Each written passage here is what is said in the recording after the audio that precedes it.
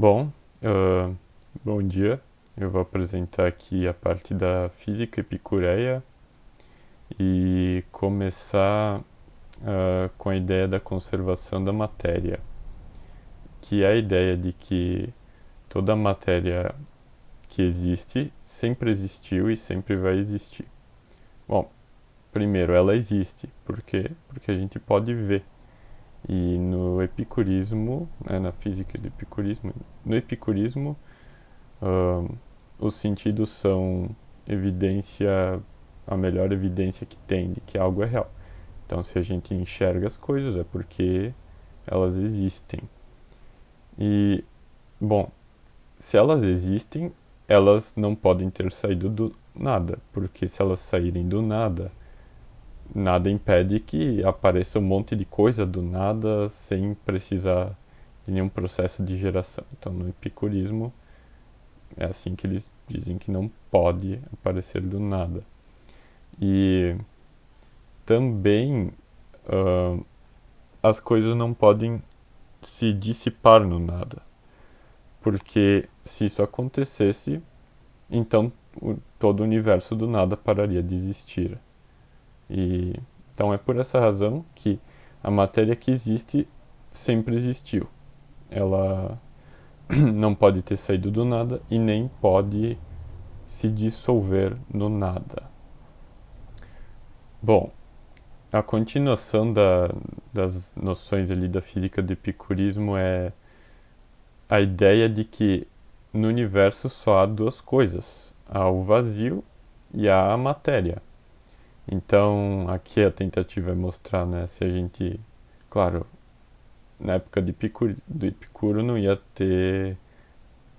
ser possível ver essas imagens, mas a ideia é que se a gente desse um zoom ali muito, muito forte, a gente ia constatar algo como isso daí, como tendo ou vazio ou a matéria, onde o vazio é o espaço livre.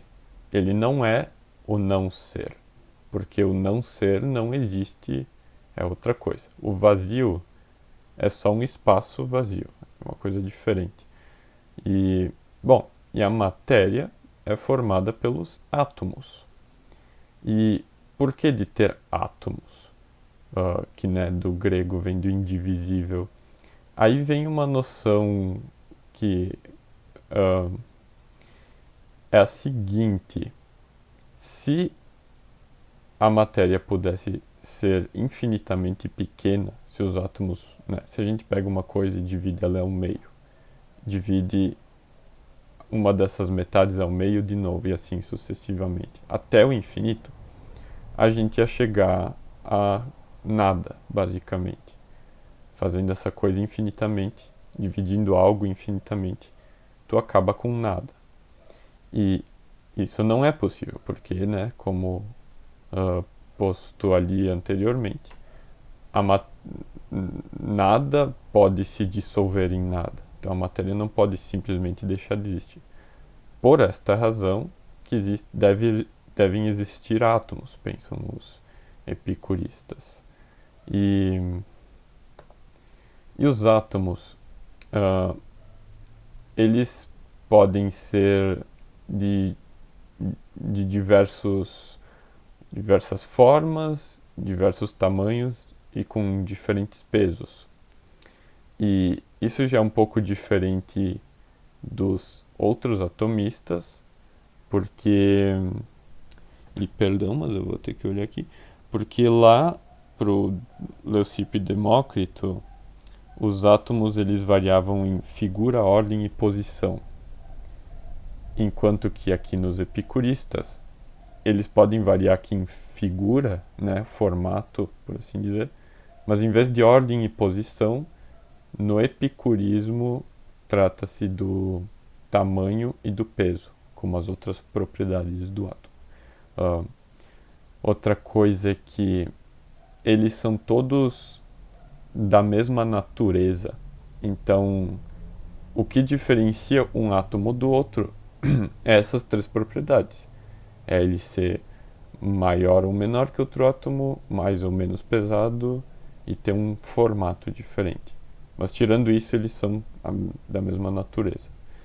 Ahn, bom, isso aqui devia estar antes, eu acho, né, nos slides, mas esse aqui traz aquela ideia do limite, o limite mínimo, o tamanho mínimo que um átomo pode ter. Porque a ideia é a seguinte, ó, se eu pego uma coisa, vou deixando menor e menor e menor e menor. Se eu fizer isso infinitamente, eu vou acabar com nada. Só que, né, de novo, não, isso não é permitido aqui na noia dos epicuristas. Não, eu não posso começar com uma coisa e terminar com nada. Então, deve ter um tamanho limite para que uma coisa não pode ser menor do que esse tamanho, basicamente. E essa noção, ela vai se aplicar, ela é como se fosse uma unidade de medida, tanto para átomos, tamanho dos átomos, como para o tempo, vai ter um conceito análogo, espaço e movimento deles também. Na física epicureia, diferente também uh, dos outros atomismos anteriores, é que os átomos aqui, que o, o que os movimenta, caso não sejam impedidos, por assim dizer, é um movimento de queda. Uh, né, eu acho que o Juliano comentou antes. E esse movimento, né, ele se dá, como o nome sugere, queda para baixo, de cima para baixo. E o ponto de referência é o nosso mundo, por assim dizer. Então imagino que, como vamos ver mais para frente, tem vários mundos. Então acho que para cada mundo tem os átomos, né, vão se orientar para ir para baixo naquele mundo. Isso ficou complicado. Ponto é, eles vão caindo assim. E eles caem com a mesma velocidade, todos eles. Não importa o peso, não importa o formato, não importa nada. É quase a gravitação universal. Enfim. Só que, né, isso cria aquele problema que se isso acontece, então os átomos, tipo, nunca ia existir nada do nosso mundo, porque os átomos sempre iam só seguindo reto a viagem deles para o infinito e além. Nunca iam se ligar para fazer os complexos de átomos que vão dar forma para o nosso mundo, né? Então, né, nada iria existir se tivesse só esse movimento. Isso é um problema, né? Tipo, os atomistas anteriores, eles achavam que era um movimento mais não, um movimento aleatório dos átomos. Mas aqui eles propõem, o epicurismo propõe isso aqui. Então a solução é, aqui a mesma ideia, os átomos vão caindo, né, infinitamente e não se chocariam nada, eles iam seguindo o seu rumo. A solução foi isso aqui, o Klinamen. Pode ser que eu esteja falando isso, mas a ideia é que nesse movimento de queda existe uma chance de um átomo basicamente desviar o seu caminho e bater, né, num outro átomo. Então, de modo que assim tem, né, a chance de eles colidirem, talvez eles mudarem sua trajetória, talvez eles ir se ligando. E com o tempo, né, isso daria origem a mundos, a tudo que tem no universo. Então, essa é a solução. E esse Klinamen, eu acho que ele, ele tem muitas implicações para além da física, né, que vai ser lá na ética e tal, porque ele tenta salvar a ideia do livre-arbítrio, que os epicuristas criticam do modelo do Dalton e tal, do Demócrito, que no modelo deles era tudo uma questão de... era um determinismo, né? Não tinha espaço para o livre-arbítrio. Então aqui é uma tentativa de quebrar esse determinismo introduzindo esse aleatório. O problema, é claro, é que ele falha, né, em salvar o livre-arbítrio com esse artifício, porque. ahn, bom, porque o livro lá ele dá essa ideia, mas tipo. ahn,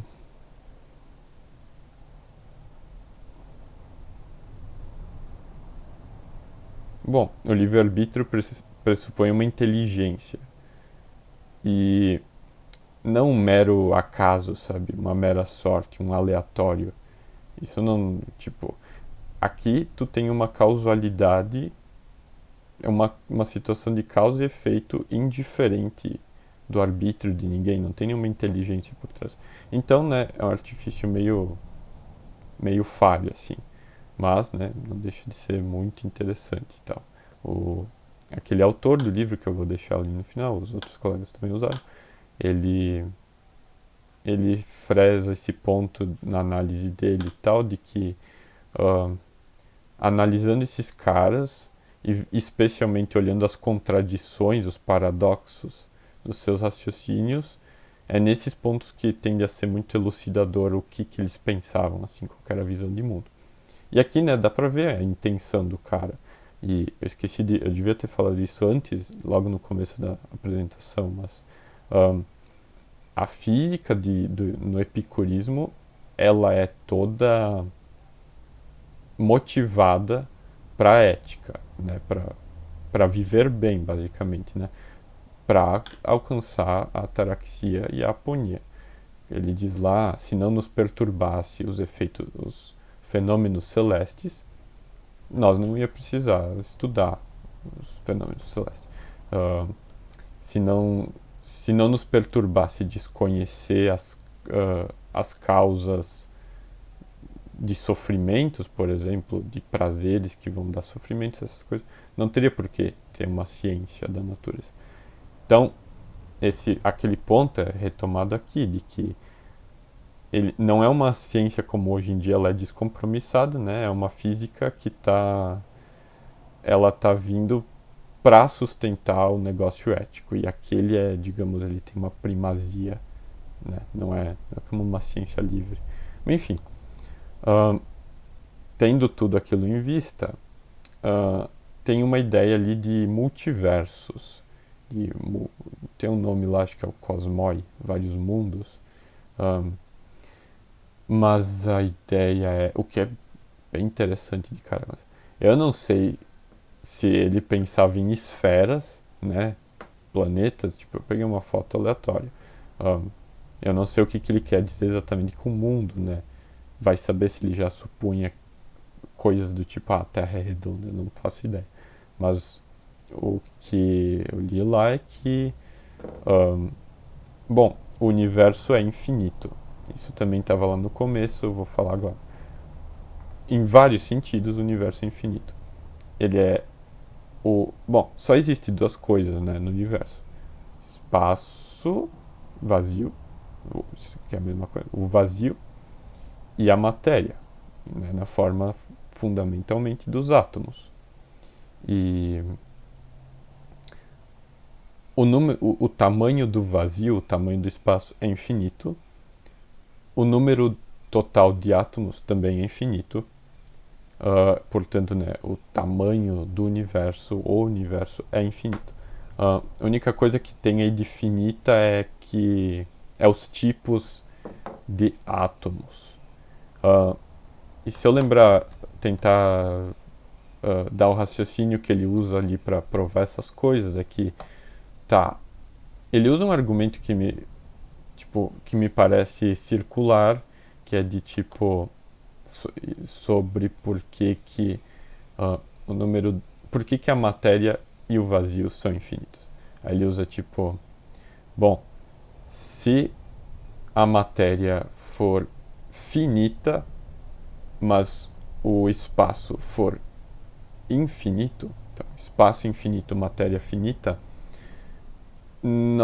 bom, a pouca matéria que tem, ela ia se dissolver no infinito do espaço e a gente não ia ter nada, né? Não ia ter planeta, não ia ter nada.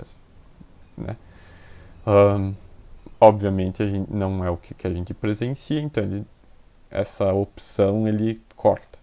Tá, outra opção é o contrário. Infinita matéria num espaço finito. É mais absurdo ainda, né? Como é que tu vai comportar infinita matéria no espaço finito? Não tem como. Daí ele já aparece, eu não sei se, tipo, eu já vi mais de um lugar, né, na Wiki e nesse livro citando esse argumento, mas eu não sei de onde que saiu do Epicuro. Então deixo aqui o meu negócio. Provavelmente da carta Heráclito. Se eu lembrar depois eu coloco. Ahn, mas o ponto é que ele, né, parece um argumento meio circular, porque teria uma terceira opção de e se ambos, o espaço e a matéria, fossem finitos? Parece plausível, eu pensei de começo, né? Ah, porém, aí acontece uma coisa interessante, porque ele diz que só existe matéria e vazio. Então, se a gente assumisse que o espaço é finito, o espaço e a matéria são finitos, então o que está limitando o espaço? É alguma outra coisa, diferente de matéria e de vazio. Tu poderia dizer o nada, o não ser, mas o não ser não existe. Então, eu acho que de algum jeito parece que faz sentido. Então, de fato, o universo tem que ser infinito e a matéria nele, né, pelo resto do argumento ali, ela também tem que ser infinita. Ahn, tá, e sobre os diferentes tipos de átomos, por que existem finitos tipos de átomos? Bom, ele usa o argumento, de novo, ele usa, não sei, os livros que eu li e tal.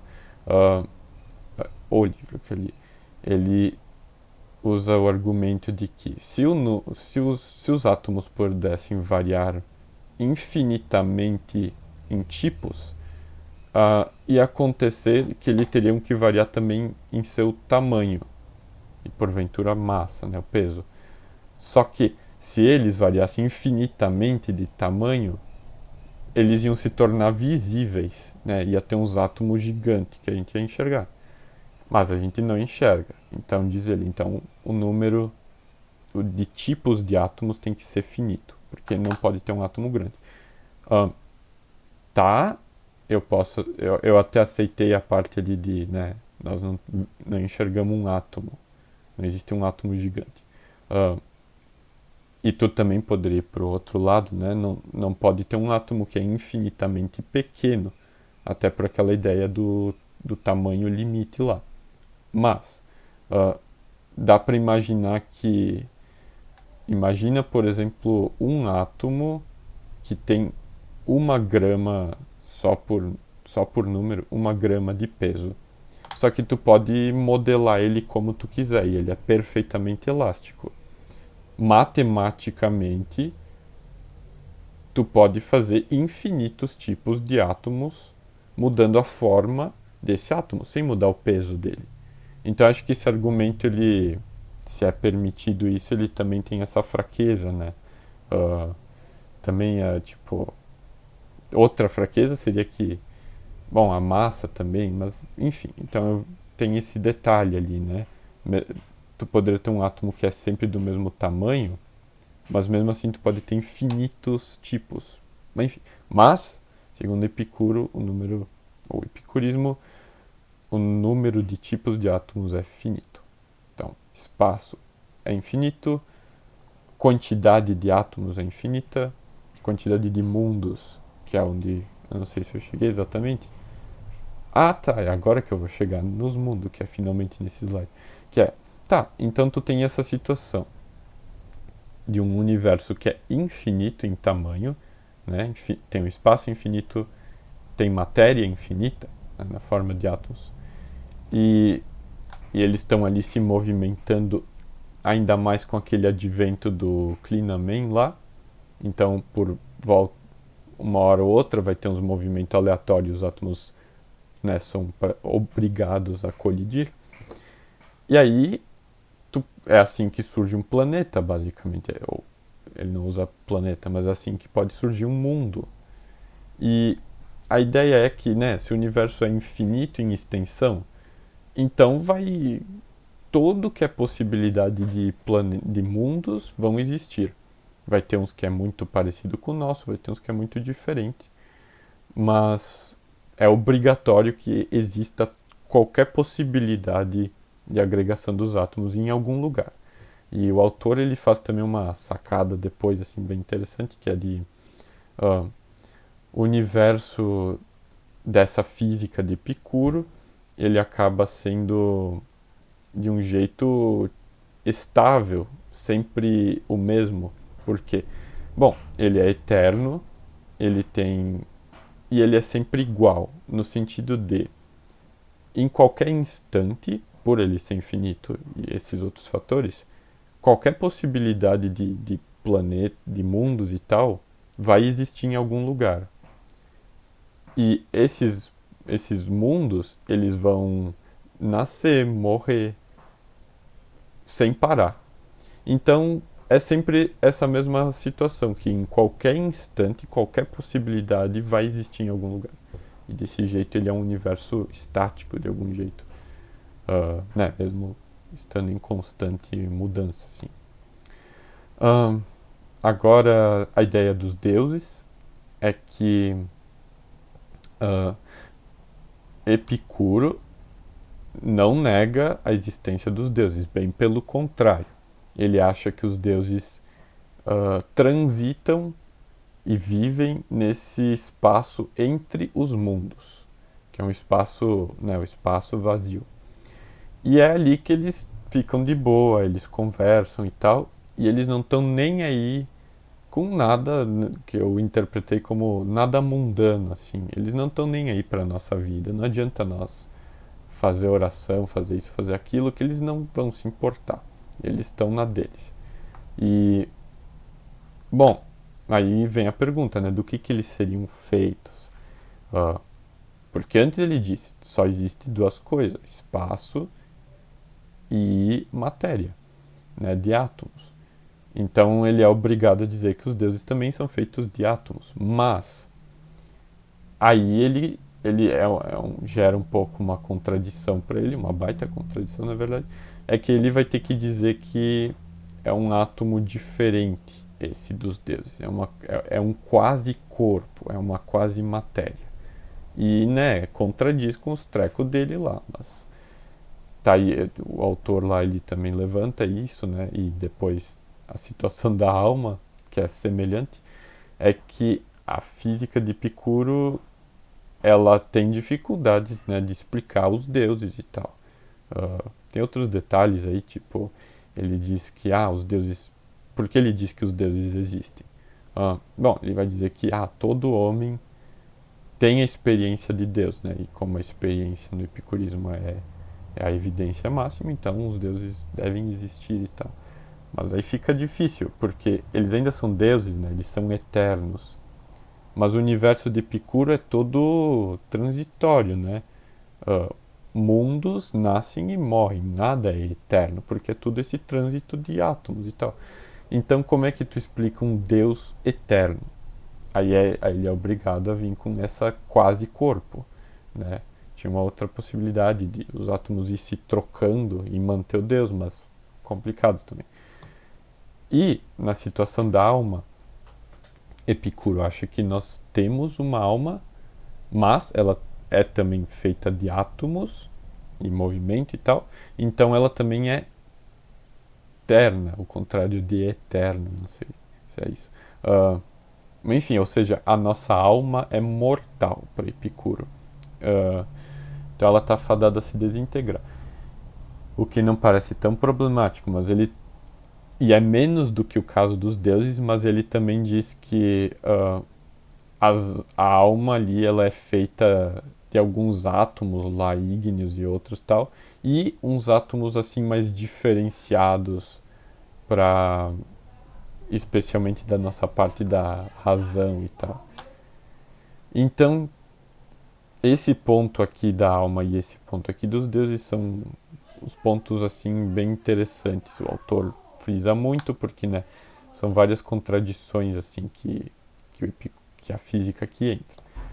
Bom, e antes disso, eu só queria falar mais uma coisa que faltou aqui, que vai ser pertinente provavelmente depois desse vídeo, talvez antes. Ahn, É aquela ideia ah, dos nossos sentidos.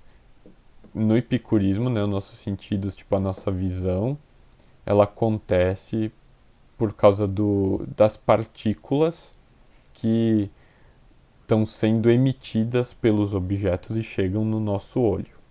E dependendo de como esse objeto emitiu elas, nós vamos enxergar uma cor, vamos enxergar outra cor. O mesmo vale para os sons e tal. Eu não fui muito a fundo nessa parte, mas é mais ou menos por aí. Então, ele explica os sentidos assim. Tem uns termos lá que eu não peguei ainda, de tipo simulacro e não sei o que. Mas o ponto é que, né, ele explica os sentidos também nessa lógica de átomos em movimento e ele vê os sentidos, né, como já foi dito, como a evidência máxima. Para ele, os sentidos nunca vão poder se confundir e tal, diferente do nosso raciocínio, né, das nossas palavras que podemos mudar e tal. É um pontinho, eu sei que tá raso, mas enfim. E é por aí o negócio. Aí está as referências, que foi basicamente só esse livro aí do Giovanni Reale e o Dario. Em especial, né, lá quando ele fala do Epicuro, física de Epicuro. E eu usei também um pouco dessas páginas aí da Wiki, que é sobre o epicurismo e o atomismo. E é isso, passaram bem. Ah, sim. Então eu acho que a resposta do Juliano é sim, né? Nós podemos comer os átomos, né? Enfim, boa tarde.